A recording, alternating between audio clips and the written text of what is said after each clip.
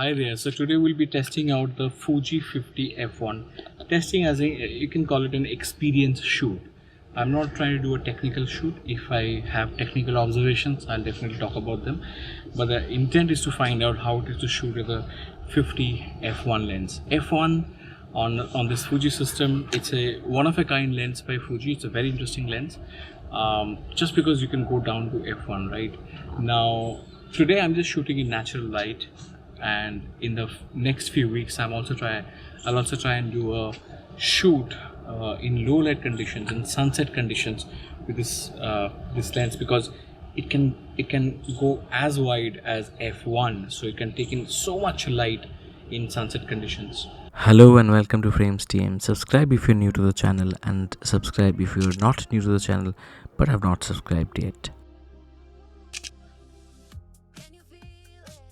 Let's talk about the bokeh here because it's an F1 lens and it's a special lens for the Fuji system. The background, as you can see, was quite busy here. Lots of foliage and lots of other stuff in the background. So it was a busy background, but I would say the lens did a splendid job, a good job of adding that buttery smooth look to the background.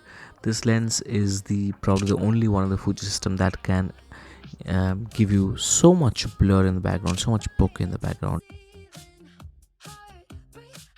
I want to point out something that's very important to me in a lens, especially the reason why I don't prefer third-party lenses is because of this, and I call it 3D dimensionality. This lens has that dimensionality.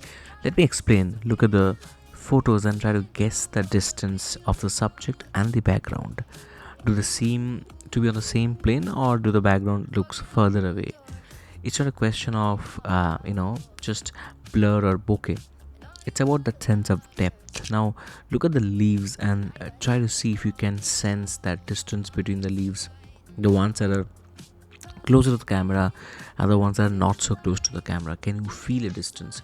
I feel that this lens has that sense of 3D-ness, which makes it a rare good lens. I was going mad when I saw how 3D the images are from the Nikon F1.2 50mm lens. This lens is also good, not at that level, not at the Nikon level, but it's plenty good. I must mention the Fuji color. So the lens is doing a great job in allowing the camera do its best to produce those Fuji colors. The skin tone is great too on the Fuji X-T5. Let's talk about autofocus. The Fuji X-T5 picked up the eye very well, but not all the photos were in focus, and as you can see, it's a portrait session.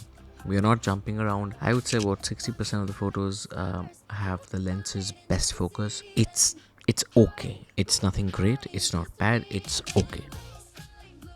Related to bokeh, I always want full body pictures and to have that depth. That's why I like my wide aperture lenses, and as you can see, this lens can give you that look, a little more of that sense of depth and blurred look in the background, and we can have that medium format look even on an APS-C camera.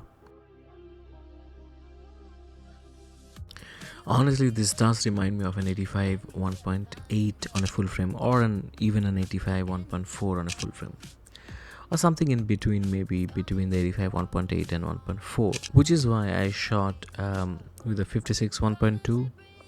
I had the R version, which is the previous version, and the Samyang 85 1.4 on the Sony A7 IV.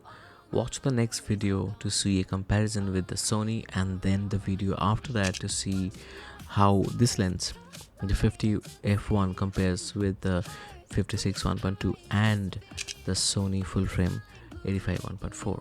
I'll also soon do a review on the Viltrox 75 1.2, so let's subscribe.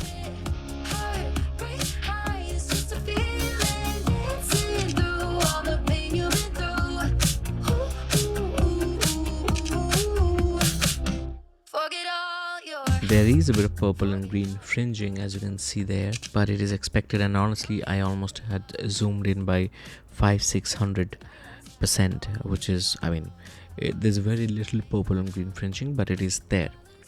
When it comes to sharpness, the lens is adequately sharp as a wide aperture portrait lens, but don't buy this lens if you're looking for a very sharp lens.